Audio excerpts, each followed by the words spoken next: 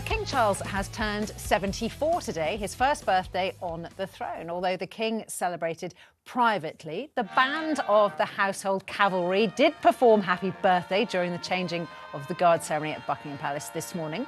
And gun salutes were fired in Green Park and at the Tower of London to mark the special day. A new official photograph has also been released showing Charles as a ranger of Windsor Great Park. And the Prince and Princess of Wales's Twitter account wished the King many happy returns, but there's been no public message so far from the Sussexes. And Charles isn't just chilling out with a Colin the Caterpillar cake. He's been working on an important change to royal rules as well. It's been announced that Princess Anne and Prince Edward will join the list of people who can deputise for the King when he's away, making it less likely he'd have to call on Harry or Andrew as stand-ins. This is all about the Counsellors of State, which is the royal rule that the spouse of the monarch, so it was Philip before he died, now it's Camilla, plus the four next in line to the throne, can automatically deputise, but they have to come in pairs. You can't have one of the four deputising. So, for instance, if the King is away or sick or, in a coma, whatever it might be, you have to have two of these counsellors of state who can go and do royal assent or the speech at the opening of Parliament or whatever it might be, or appointing ambassadors and so on.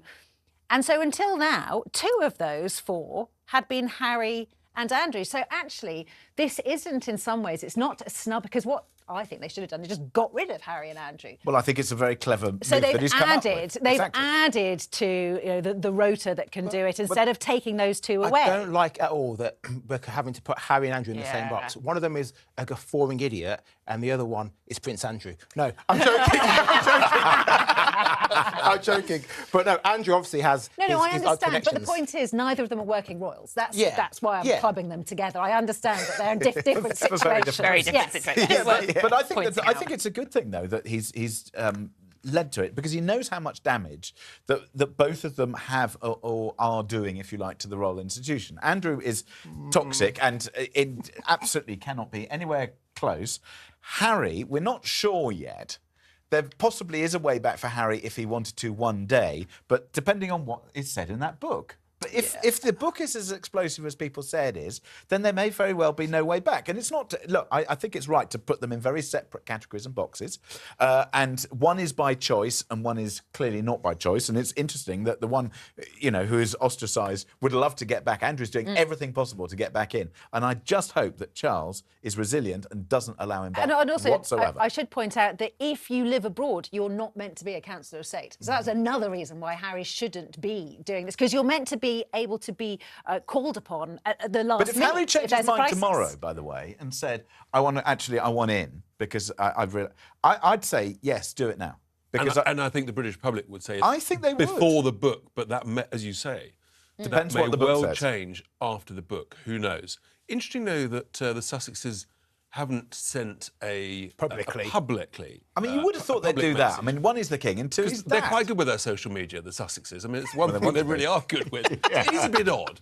Why haven't they had the decency to do that? The decency to tweet about it. I don't believe it's in the royal scrolls that one must tweet one's father on one's birthday. Also, the fact that it said it was low key. I don't know about you. On my low key birthday, I might go for dinner with a friend. He had cannons. He couldn't even be bothered to turn up. He didn't watch the cannons. But he's the King.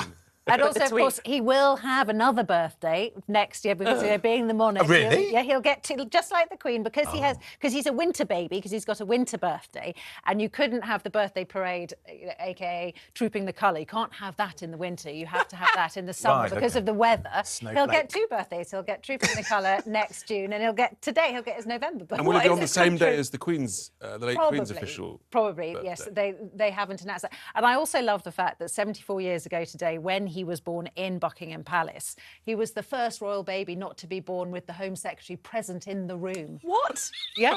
The Home Secretary always had to be present in the room to see, on behalf of the British people, that this baby that is later presented to the British public actually did come out of the... Yes!